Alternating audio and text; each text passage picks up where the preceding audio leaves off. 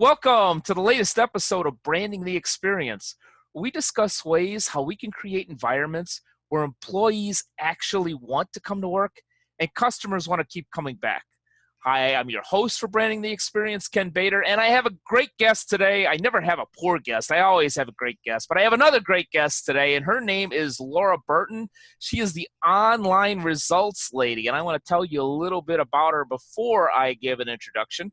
Laura Burton is an internet marketing specialist. She has successfully helped over 15,000 business owners put their advertising dollars to good use to increase sales and build their businesses online. And frankly, I know we all need that. I need that too. She knows what works and how to get results with internet marketing. I could tell you all kinds of stuff about her. She's a fellow author as well. But Laura, welcome to the show. Thank you. It's so great to be here. I appreciate it. Oh, my pleasure. We're going to have a lot of fun. But the first thing I want to know of is how did you become the online results lady? Were you laying awake at night saying, I'm going to be the online results superhero? Or did it kind of come naturally over a few years of building that expertise? How did you become the online results lady? I kind of fell into internet marketing when my husband said to me, "You really like writing. Why don't you get yourself a writing job?" So I was in Craigslist, and this internet marketing company was looking for project managers. And they went to the writing section because they wanted people who could talk on the phone and write emails. And I think they wanted grammatically correct sentences instead of all of the texting lingo. Yeah, go figure that. So, it was like, talking on the phone and sending emails. Those are my two favorite things to do. I can do this job. Sure, hire me. And I fell into internet marketing at a time when it was about to really explode and take off. And I was a project manager. I got into sales. And I talked to so many business owners. And they taught me so much because they would get on the phone and they wanted me to understand what they needed.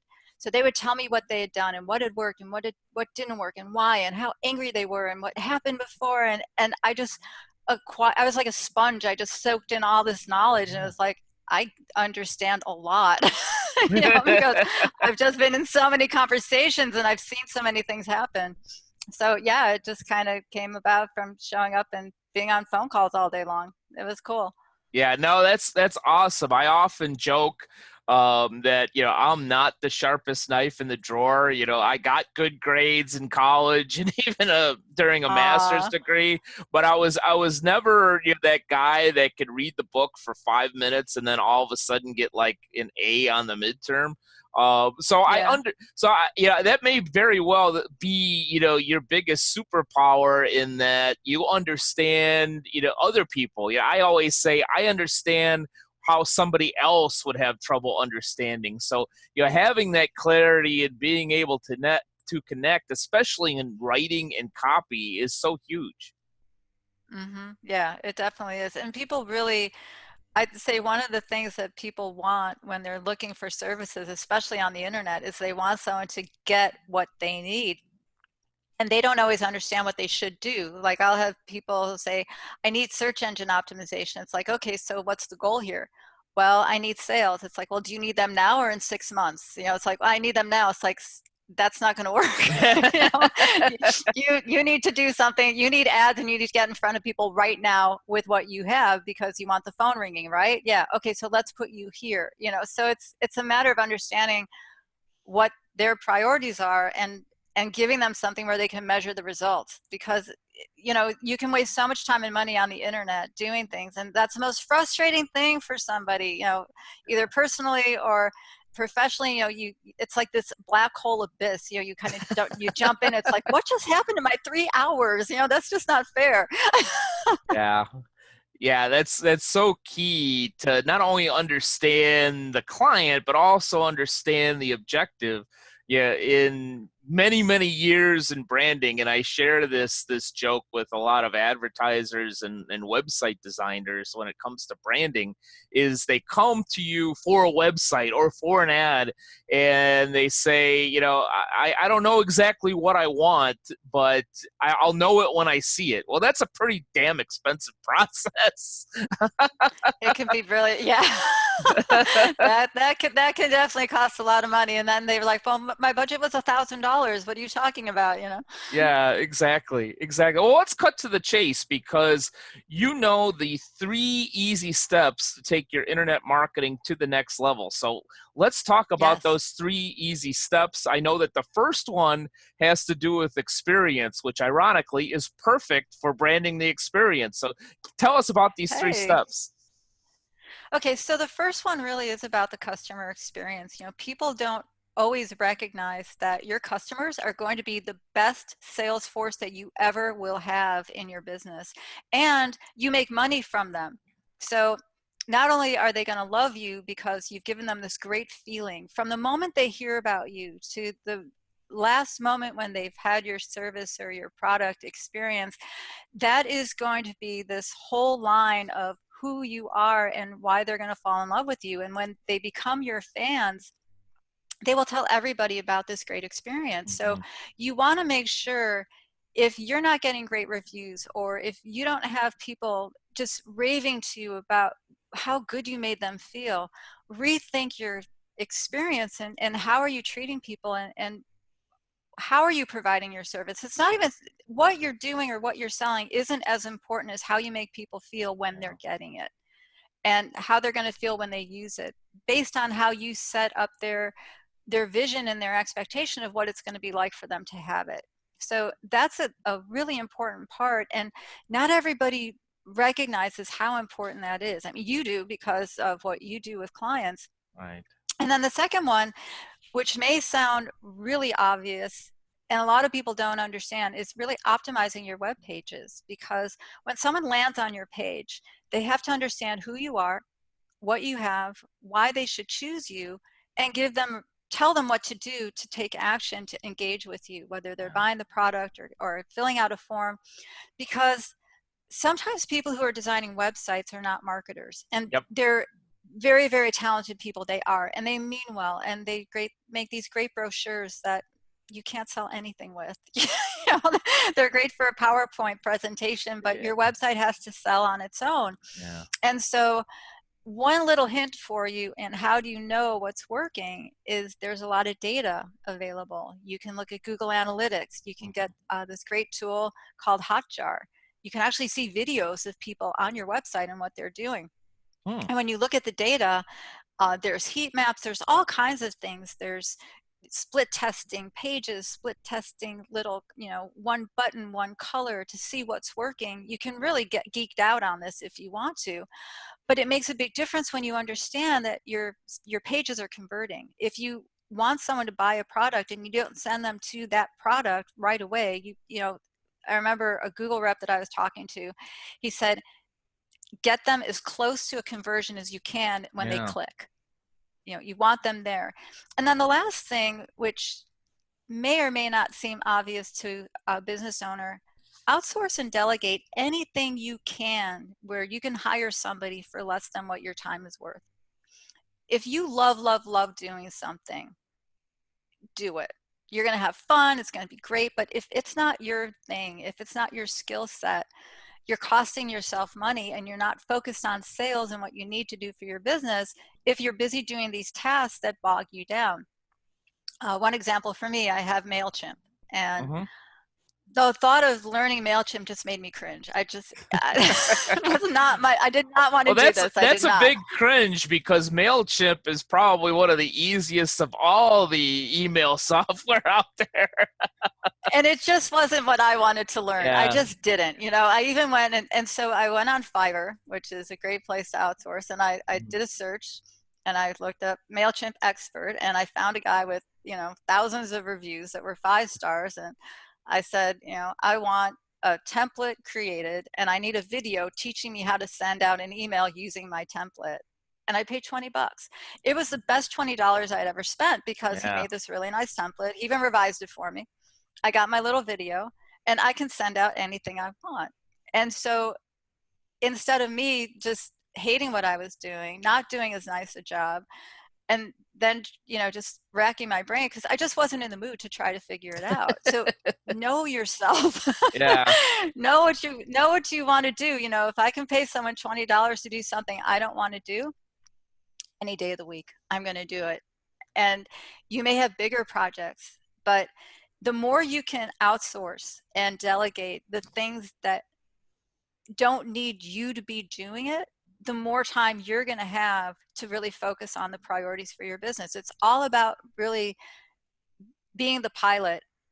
If you've never, when I was younger, my dad got me into aviation. He was a private pilot. So I learned how to fly a plane when I was a teenager, Interesting. which was really kind of odd because I couldn't parallel park a car and I'm driving these little, flying these little Well, airplanes. there's a And lot less traffic in the air, I hear, than there is, in the parking lot. So, I understand. yeah, but the thing, well, actually there was one time I was up and I was doing my, practice little touch and goes flying around the airplane or the airport.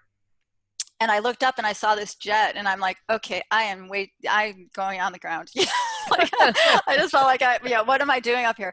But the thing about being a pilot, and this really made an impression on me, and I think there are other things that this happens to people with, in flying, you always have to stay ahead of where you are. You always have to anticipate. You have to be 15 minutes ahead of your aircraft, because if you're going to come in for a landing, you're trying to get to an airport, you've got to really understand what you're going to be doing when you get there. Mm-hmm. And a landing is not a natural thing. To put the nose down to the ground, it's really a controlled crash is what you're doing. You're Yeah. bringing it down.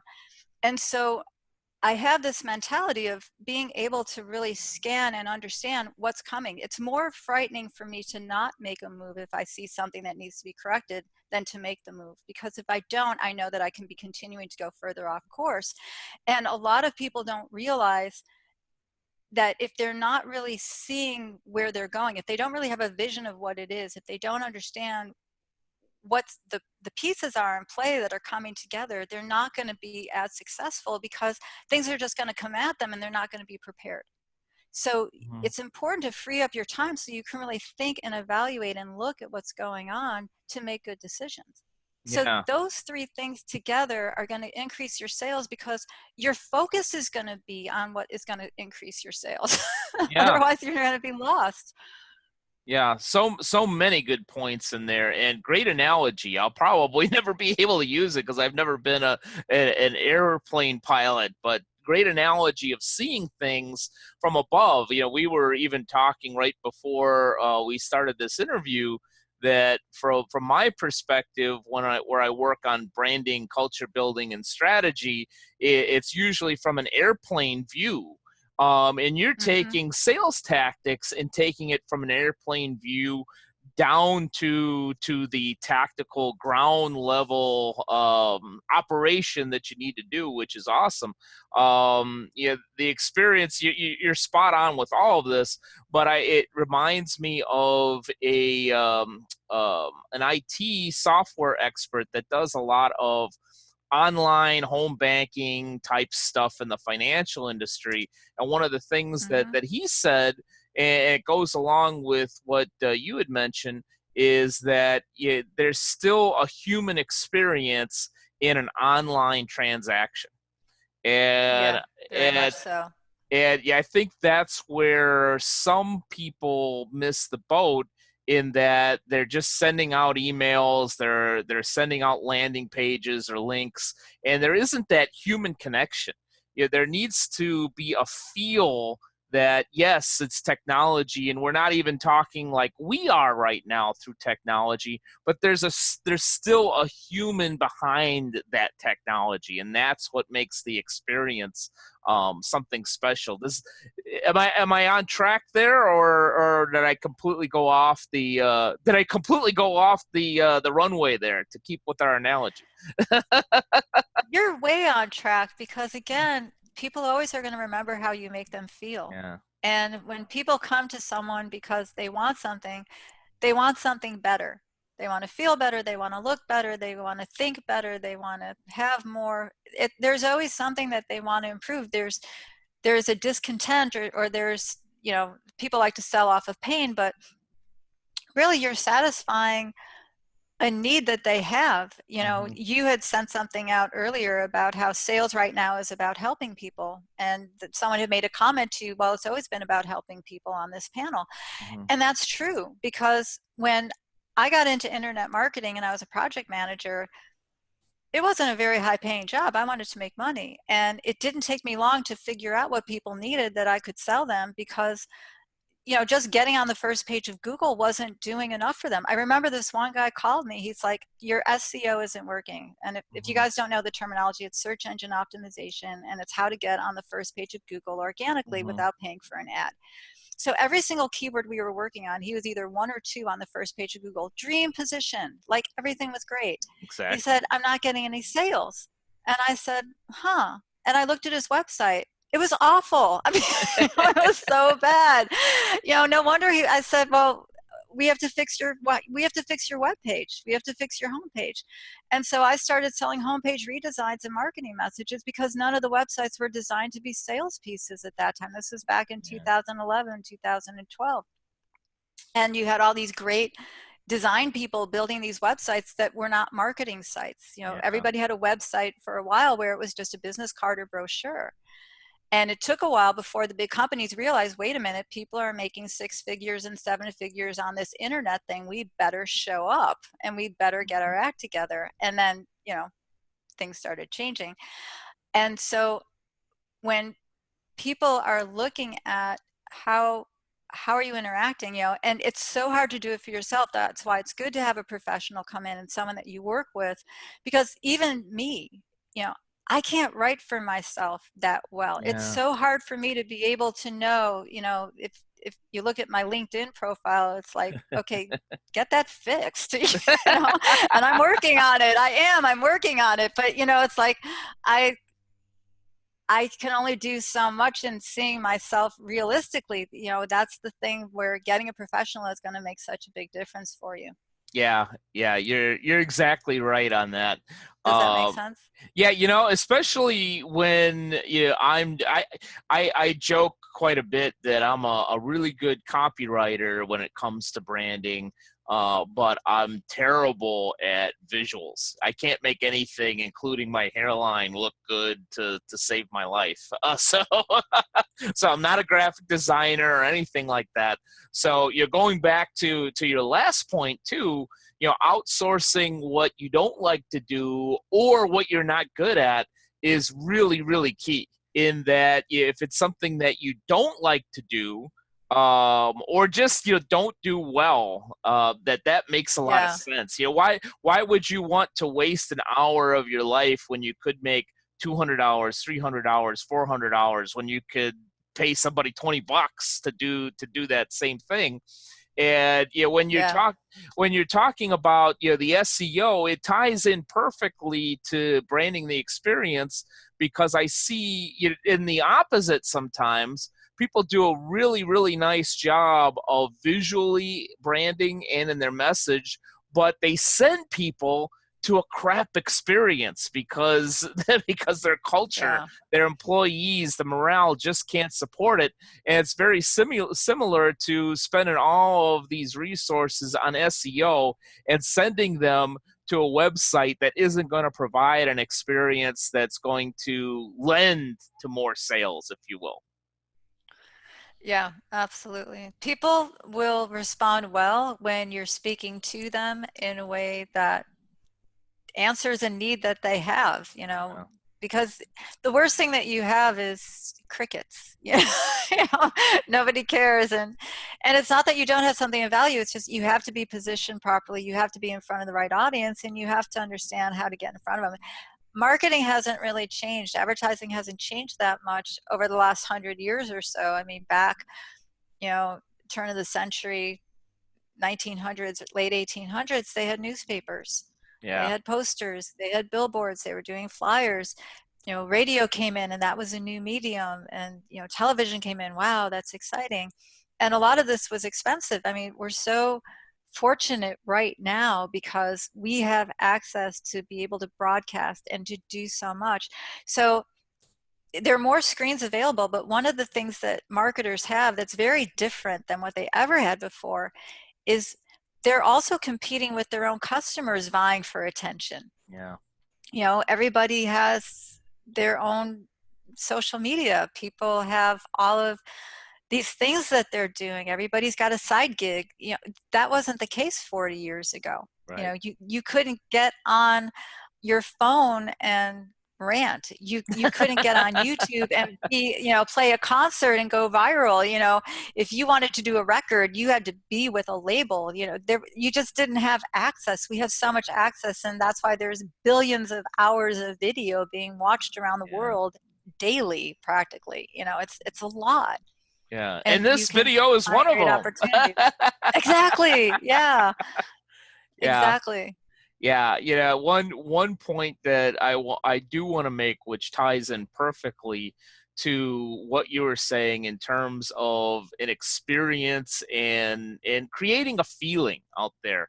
Yeah, this Hmm. particular video, this interview is happening smack dab during the coronavirus pandemic, and Yeah. will obviously air during this pandemic, unfortunately. But now is not the time to stop branding and marketing. You just have to be very cognizant of what you're marketing. If Yeah. you're marketing marketing vacation homes right now, probably not the best thing to do because nobody's going anywhere. Yeah. But if you're marketing like many of my financial institutions are, such as consolidation loans and skip a pays, which people need right now, or even restaurants that are hurting right now, there are a number of them advertising their carry out. They're advertising how they can create a great meal and experience at home for you. um, that is very valuable right now, and I think it's understanding not only your market but the feeling that you want to convey. Did I kind of have that right, Laura? Totally. And the other thing about it, I'm seeing restaurants, they're getting into home delivery. People who were not online are getting shopping cart websites because Yeah, they have a boutique and now they're going to sell online. The yeah, companies that really are not geared for what people can do, the entertainment venues and things like that, there's still a lot of value that you can put in front of people in terms of content showing that you care. For artists who are not going to be performing a concert, you can still get on live and interact with your yeah, fans. You can still do things with vacations and things like that. Someone who's got a vacation rental, things that you can do at home to, make it feel like it's a vacation at home. yeah, Uh, I've seen some pretty creative things out there that people are doing. And so another thing that's going on is people who were thinking about that business or thinking about that idea, oh, one day's here. yeah, I'm getting people a lot of new websites right now because they're deciding, all right, I'm going to do this. I've been thinking about it. I'm building it and we're making this happen and we're going to go for it. Right now, what's interesting is our lives have been changed. Our routines have been disrupted. yeah, And it's not just a week. So what I love about the opportunity is how much good can come out of this and giving people a chance to really sit down and think. We're always so busy. We're always running. We're always being pulled in so many directions. There's so much of a pace and people are being forced to stop. My husband showed me pictures of the 405 freeway in California, which is normally just jam-packed and it's empty. You know? So people have an opportunity right now, think about what you really want, you know, yeah, visualize, set some goals, think about where do you really want to go? What would be nice, be creative. This is an opportunity to really get to understand the heart of your soul in a meaningful way. And how are you going to conduct business? I think right now, giving the best that you can with whatever you have is more of a focus because people have time to think more and I think everyone's hearts have been kind of hit a little bit yeah, differently, like my financial guy who's got 3 kids at home and his business basically stopped yeah. because people aren't doing financial planning right now, and he's homeschooling, and his wife and him are homeschooling, and Making what is he good doing? financial advisors. Yeah, exactly. He's teaching them Zoom. Yeah. you know, new classes, honey. Here, let's do this. So I think there's going to be a lot of good that comes out of this because there's always polarity. Anytime you've had something that's been very, very difficult, there's always a lot of good that pours into it. Anytime you have a lot of good going on, you're going to have negatives coming flying. Yeah. So I'm excited for people to find their way. I think because this is something that's long term, people are going to hit a turning point. You know, if they've Yeah. been fearful, if they've been upset, if they've been disrupted, and if, you know, the whole what's going on, I think that's going to subside because there's enough time for them to kind of say, okay, now what? Yeah. Now what can we do? Now what are we going to do? And I just think there are going to be some cool new things happening. We have new language. Yeah. Social distancing.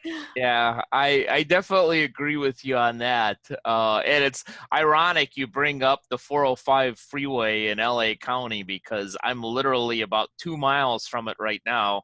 I'm also one of Right. those people that constantly bitch here in Los Angeles that you could be on the 405 at 2 p.m. on a Tuesday and it's still bumper to bumper, which makes no sense in most metro areas. But now I'm ticked off because the 405 is actually wide open and I got nowhere to go.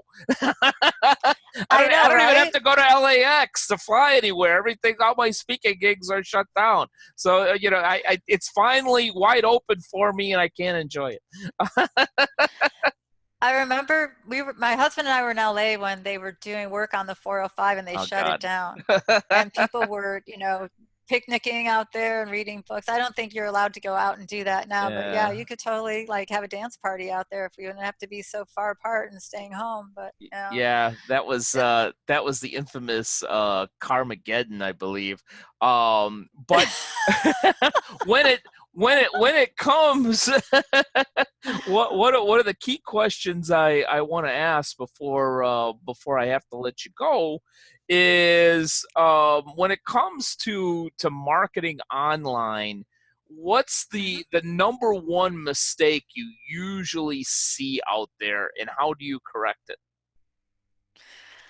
The number one mistake that I see is people think they need to do more than they need to. Hmm. They have this idea that I should be on Facebook and Instagram and LinkedIn and Twitter, and I've got to have YouTube going, and I have to have a blog, and I have to have all these things happening, and it's just way too much. And all those platforms are different, and the audiences are different. Even if you have someone on LinkedIn, they're different on LinkedIn than they are on Facebook. Right. And simplify, because you can spend a ton of money and a ton of time doing things that aren't going to increase your revenue. You have to think in terms of what's going to increase my bottom line, what's going to give me more sales, and making sure that you're picking the right platform for your audience because of what you're doing. That's going to be the most important thing. If you do one thing really, really, really well, that's going to be more effective than doing four things kind Yeah. of on the sort of getting it, taking a post. And there's this whole thing of repurposing. I actually bought into it mistakenly at one point. So you can learn from my mistake of listening to people, oh, take this post and then just, put it up here and put it up here. Just keep repeating it and putting it up. And it doesn't work that well. And I have to craft it more for the audience, and that takes more time. So if you're going to be on 3 platforms, that's going to take time. And again, that's another key where outsourcing can really be a benefit, because sometimes people can do that effectively if you give them, here's what I need and here's the voice and here's what I want to talk about. You get to approve things before they go up, Right. but let them put it together, and then you can say, okay, move that here. I'd like this to say this instead. You're going to be better off the more you can outsource things if you want to do more. If it's just going to be you, pick one, maybe two things that you're going to stay on, Hmm. because otherwise you're spending too much time on it, and it's not going to give you more sales. it's Well, just now it's just not. that's great advice. I've learned so much from you in just this last half hour or so. I've Oh, good. decided to completely discontinue branding the experience because it's too much for me to do, and we won't even show this. I'm kidding. I'm kidding. I'm kidding. But there's a lot to be said for it, and I share this with my clients too.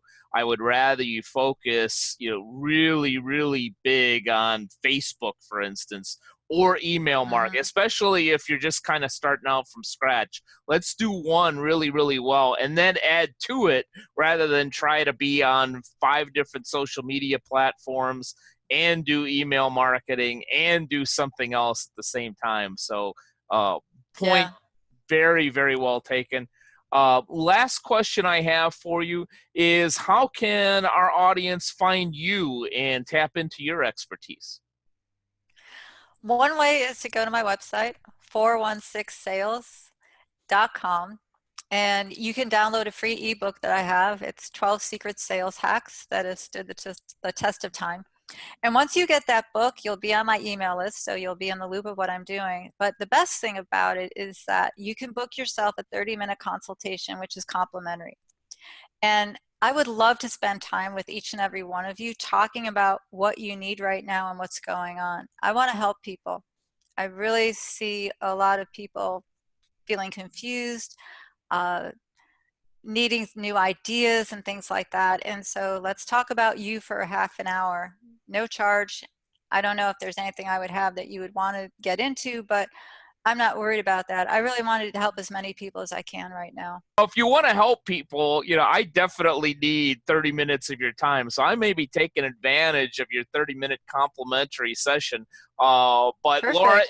Laura, in the last 30 minutes that we've had together, you've given so much great advice and some really sharp implementable tips. Thank you so much for being on the show. Thank you so much. It's been a pleasure. You're Pleasure. awesome. Thank you. You're awesome. The pleasure has been all mine. And thank you, all of you who are also awesome in our audience.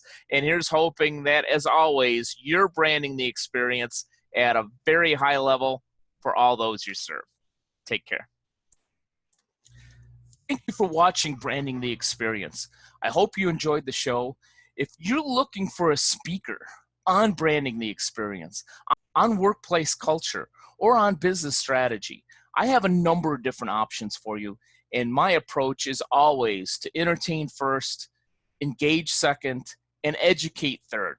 It's a formula that leaves my audience not only laughing and enjoying, but also learning. So if you want a great speaker on branding, culture building, or strategy, I'd like to hear from you. Simply send me an email at kbator, B-A-T-O-R, at btcinc.net,